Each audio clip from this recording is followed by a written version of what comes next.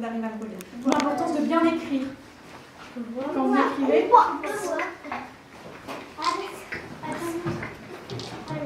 Enfin, je m'entraîne à écrire. Ça, c'était un article que j'ai fait sur le chapeau rouge. C'est une nouvelle salle qui vient d'ouvrir à Quimper. Non, mais sinon, C'est pas forcément une bonne chose. Je vais te le passer. Tu utilises des crayons comme vous? non. Alors, j'ai des crayons préférés. J'aime bien ces crayons-là. Les crayons à billes, vous connaissez aussi. Hein. Voilà. C'est les crayons qui font les crayons gris. Alors, le crayon gris, c'est bien. Vous savez pourquoi c'est bien? Ah non, t'as pas le temps de gommer quand tu... Alors quand quelqu'un parle, il faut écrire très vite.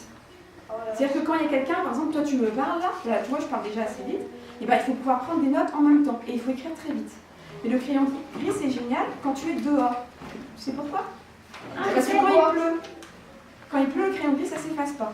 Parce que moi, souvent, je vais faire des reportages dehors, je prends tout le temps le crayon gris, parce que le crayon gris, il s'efface pas. Ça, ce crayon-là, s'il y a des gouttes de pluie dessus, ça coule. Le crayon à billes, c'est bien, ça ne s'efface pas, mais sous la pluie, ça écrit plus. Donc le crayon gris, moi j'en ai toujours des crayons gris, j'en ai pas pris, et j'ai toujours des crayons gris avec moi. Et ce que je fais, moi quand je fais une interview, j'utilise, est-ce que vous savez ce que c'est? Un microphone, non. Alors c'est un micro, c'est un autre nom. C'est un sonophone. C'est un enregistreur. Ah, ça s'appelle aussi un dictaphone. Je dis ça pour blaguer.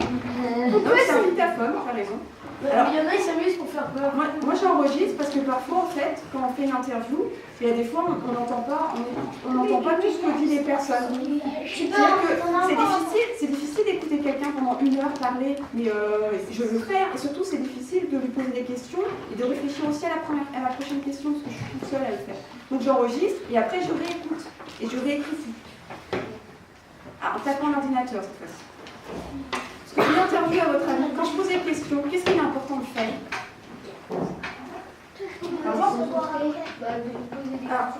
Une interview, ça se passe comment, vous pensez? Par exemple, le monsieur, là, je suis allée le voir, je vais vous expliquer, hop. Là, Laurence Marès, qui est entraîneur de basket, je suis allée le voir dans sa salle de sport.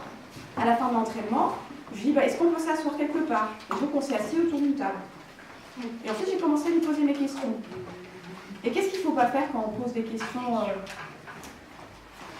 Qu'est-ce qu'il est important de faire? Ne pas faire autre chose. Par exemple, moi je suis assise, je ne vais pas en même temps regarder mon portable. Pour voir si j'ai pas des messages, si j'ai pas reçu. Ou bien regarder dans mon sac.